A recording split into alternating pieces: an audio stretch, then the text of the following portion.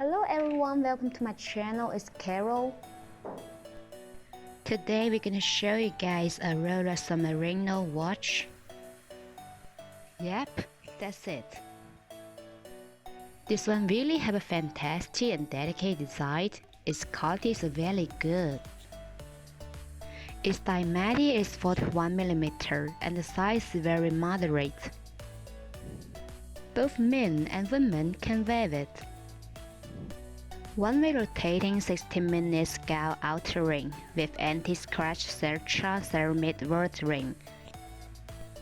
Gold-coated numerals and scales, free-proof case, and sapphire glass mirror, so it completely away from the external stimulation and guaranteed operating environment of the movement. At 3 o'clock is a magnifying glass.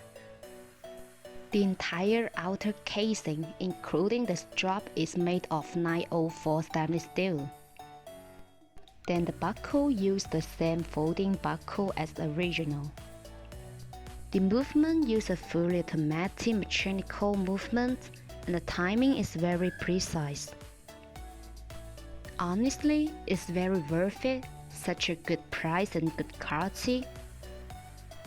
Okay, the above description are for everybody's reference.